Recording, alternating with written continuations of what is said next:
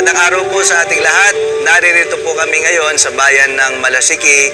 Kasama si Mark Lambino, si Vice Governor, si Board Member VC Bentanilla.